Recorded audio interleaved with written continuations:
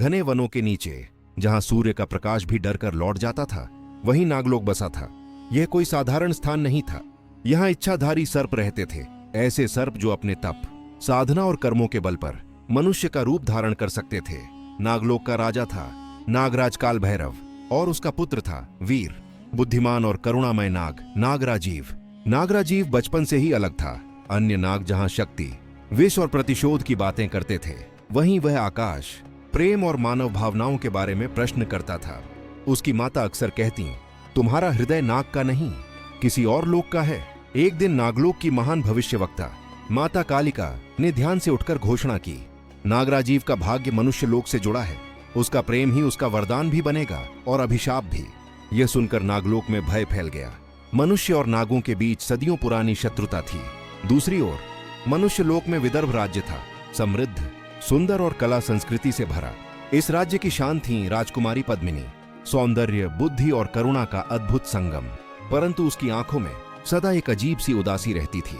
राजकुमारी को बचपन से ही सपने आते थे, एक रहस्यमयी पुरुष जिसकी आंखों में गहराई और चेहरे पर पीड़ा होती थी। वह सदा उसे किसी जंगल, किसी नदी के किनारे मिलता। राजा ने अनेक राजकुमारों के प्रस्ताव रखे, पर पद्मिनी का हृदय किसी में नहीं रमता।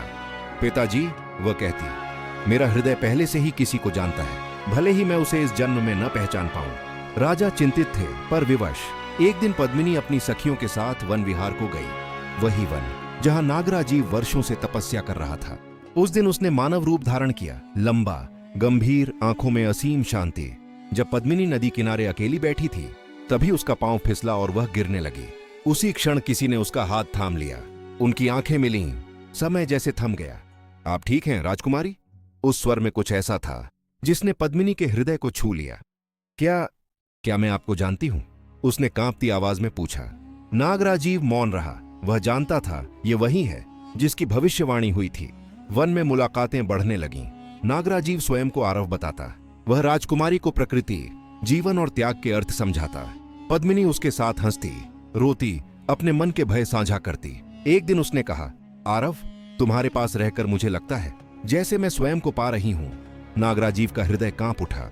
वह जानता था कि सच सामने आया तो यह प्रेम टूट सकता है। नागलोक में हलचल मच गई। नागराज काल भैरव ने आदेश दिया, मनुष्य राजकुमारी से दूर रहो, यह प्रेम नागलोक के विनाश का कारण बनेगा। पर नागराजीव निर्णय कर चुका था। उसने एक रात पद्मिनी को सब सच बता दिया। मैं मनुष्य नहीं हूं, मैं एक इच्छाधारी नाग हूं। पद्मिनी सन्न रह गई, आंसू बहने लगे। तो क्या हमारा प्रेम झूठ था?